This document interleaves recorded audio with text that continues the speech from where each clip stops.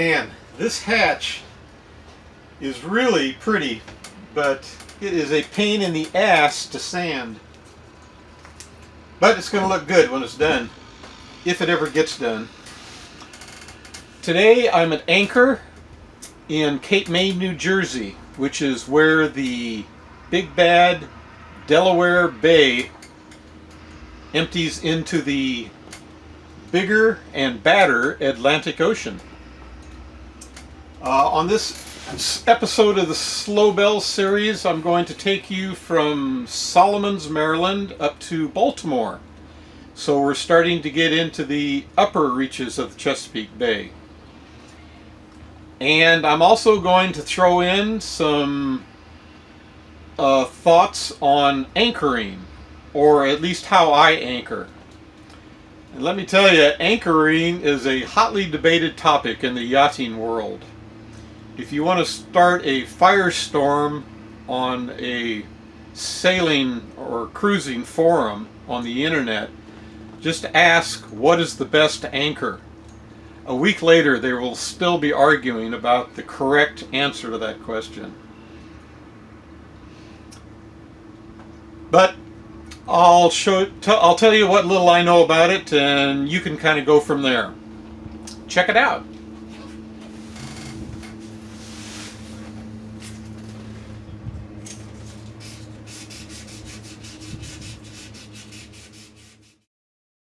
As you leave Solomons, headed north up the Chesapeake Bay, you will see a large offshore platform sitting all by itself out there in the middle of the water, just north of Cove Point. This platform is in the middle of a restricted area because ocean-going ships carrying natural gas will occasionally tie up here and offload their cargo to storage tanks on shore. I'm guessing they don't do a lot of outdoor barbecuing on this platform. Rick and I headed north from Solomons to the Choptank River on a really beautiful early summer day.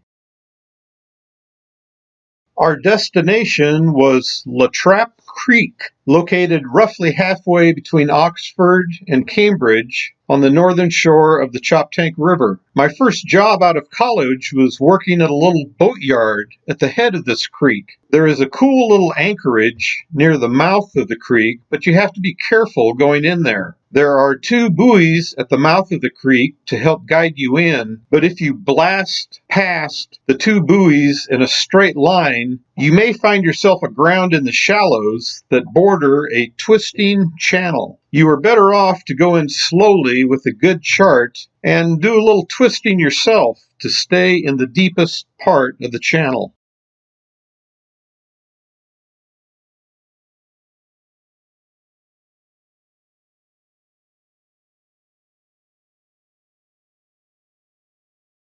Rick took out the dinghy that evening to do some exploring, and I did the same thing the following morning.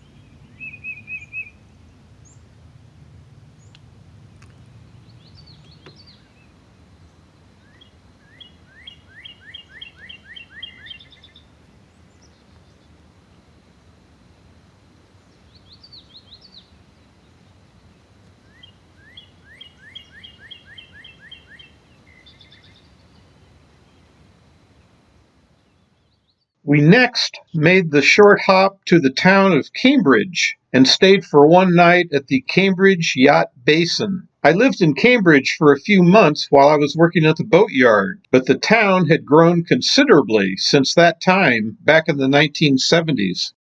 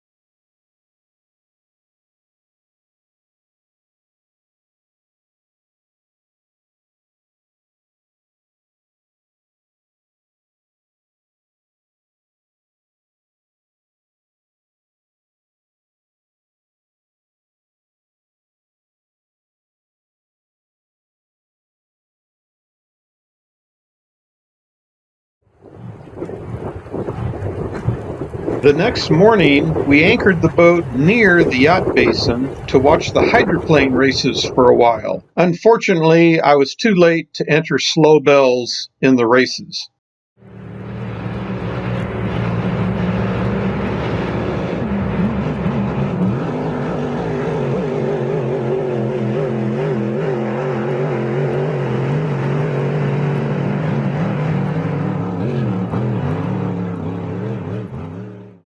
In the afternoon, we made another relatively short cruise to the town of Oxford, where Rick and I rowed ashore to check out the town, eat ice cream, and gawk at the cool wooden boats in a local boatyard.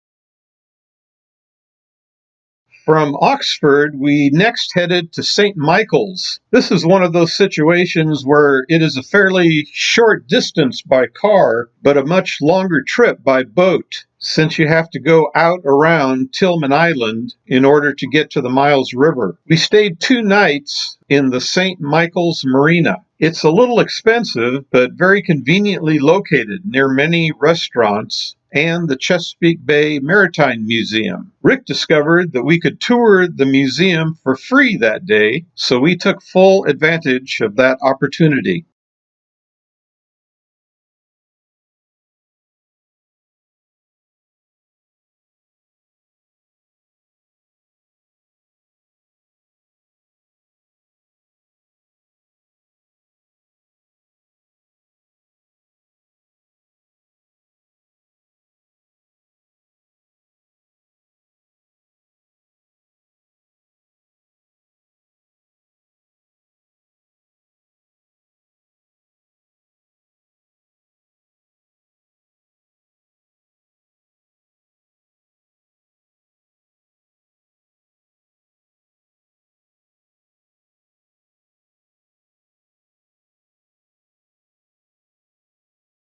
We left St. Michael's on a blustery morning. It was too expensive to remain at the marina, but too windy to go very far. Plan A was to anchor at the mouth of the Miles River, but we quickly found ourselves bashing and crashing into waves that were rolling up the river. We decided to go with a Plan B, which involved a right turn into Leeds Creek. We found a sheltered spot next to shore and enjoyed a quiet, sunny afternoon at anchor. The wind left overnight, and we followed its example the following morning, leaving Leeds Creek to head north up the Chesapeake once again.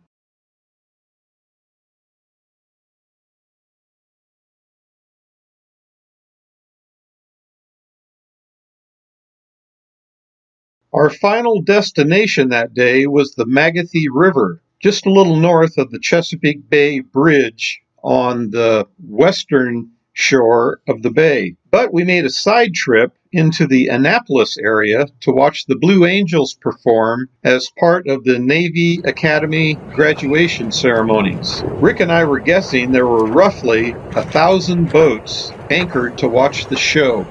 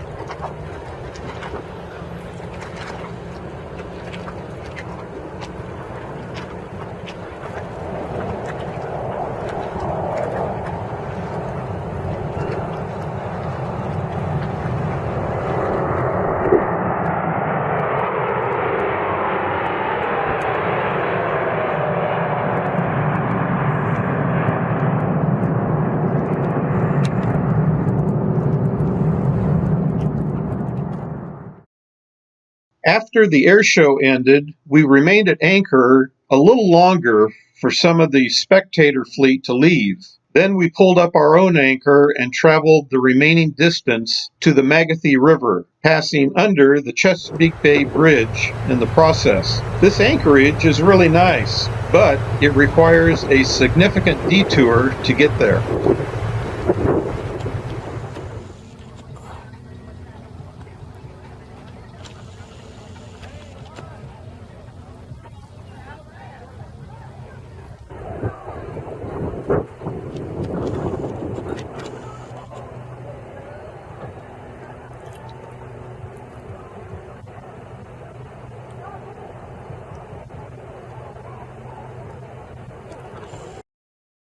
The following day, we made another relatively short cruise to the city of Baltimore, passing ship terminals and the site of Fort McHenry on the way in.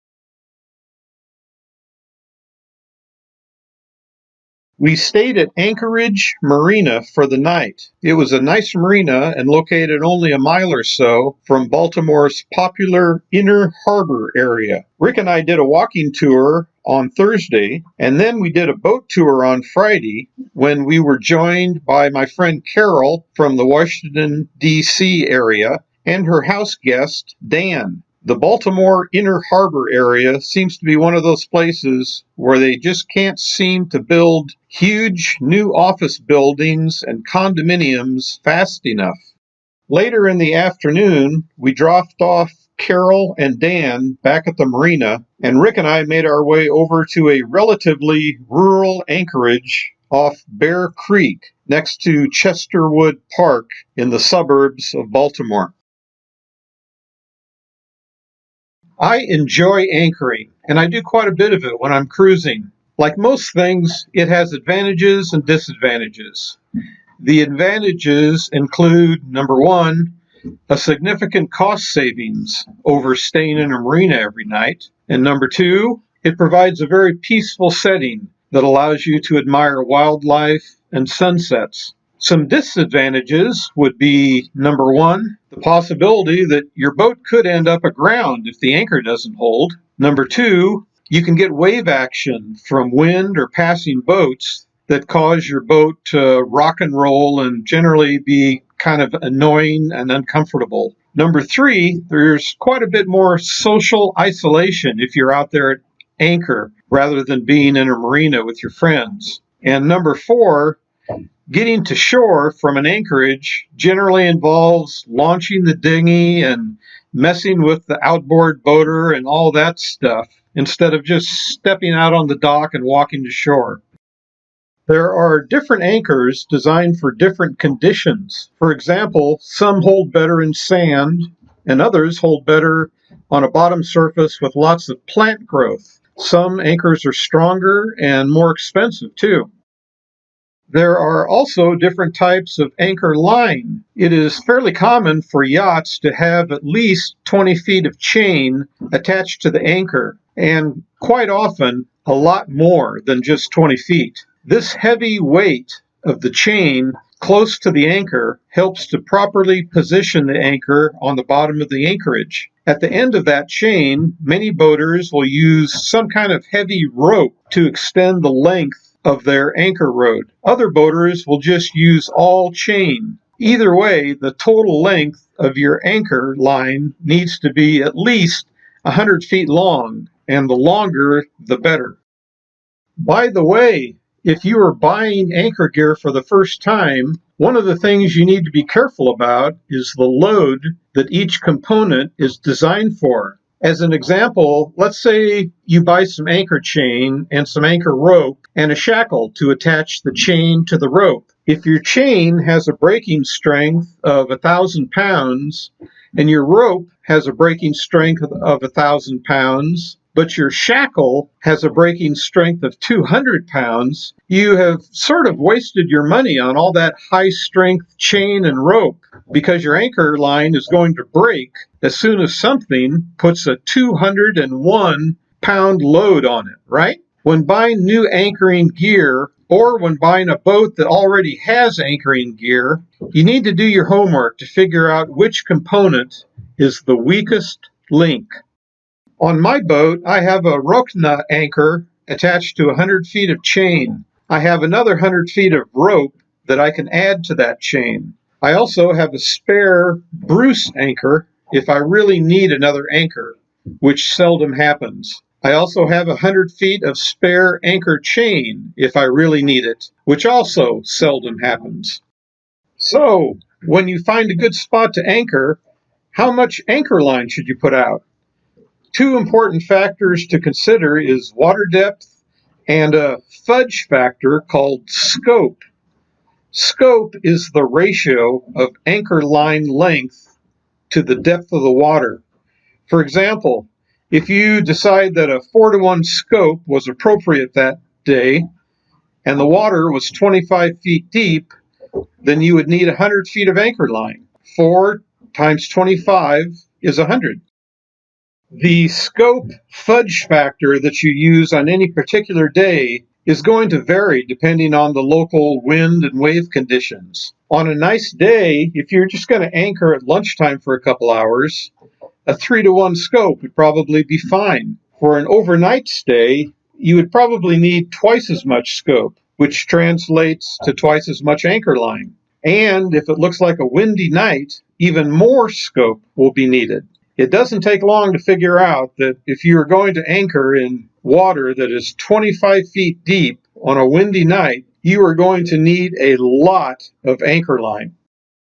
As you know, Mother Nature sometimes has a strange sense of humor, and this can certainly be the case when you anchor for the night. Let's say that I anchor slow bells well clear of some shallow water and then put out 5-to-1 scope and then go to bed. If the tide rises while I'm asleep, the water gets deeper, and maybe that 5-to-1 scope eventually turns into 3-to-1 scope. This is not good. It is even less good if the wind direction changes overnight. Now, at 2 a.m. in the morning, my boat is getting dangerously close to the shallows, and my scope is only 3-to-1. In theory, this is the kind of stuff you were thinking about before you lower your anchor on that calm, sunny evening.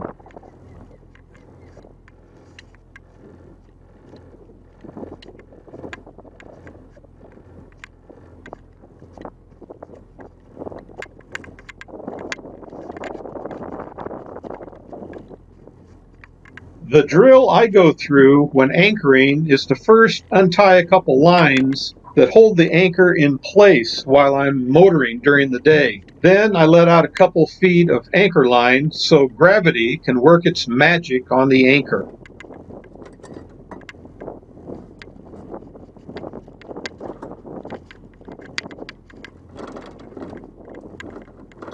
In theory, by the time I drop the anchor, I have already decided how much anchor line to deploy. I mark my anchor chain and my anchor rope with colorful zip ties every 25 feet. Some people use paint instead of zip ties, and some people just guess how much anchor line they have used so far.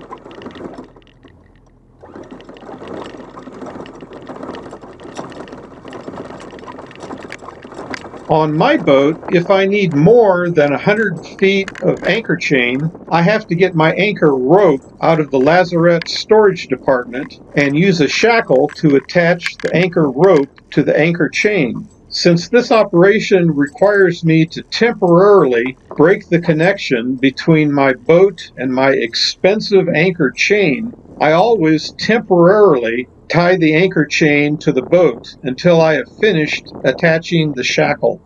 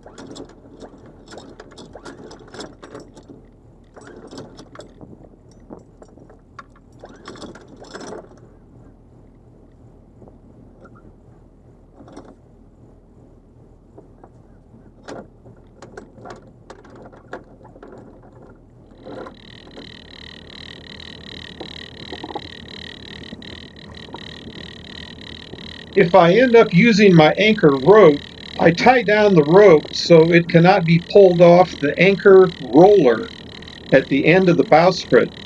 This greatly reduces the chances of the rope chafing against the sharp metal edge of the bracket that holds the anchor when the anchor is not in use.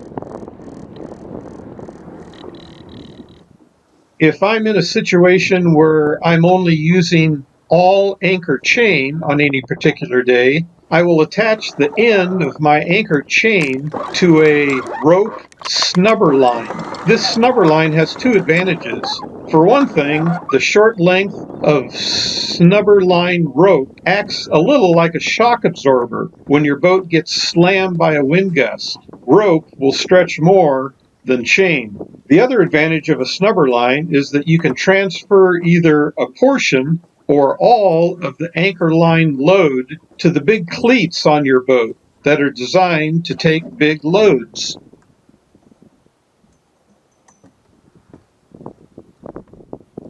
And finally, since I'm a little paranoid about this whole anchoring thing, I will usually tie the end of my anchor chain to the boat, even if the chain has no load on it.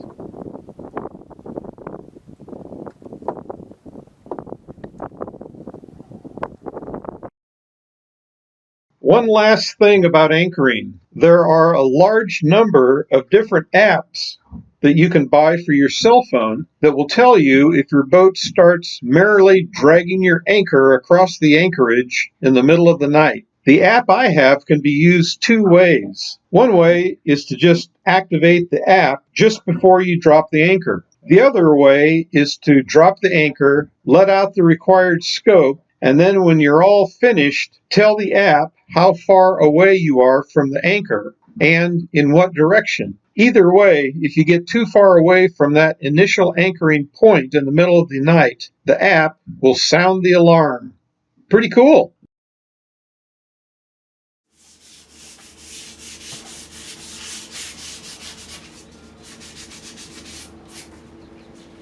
Hey, guess what these are?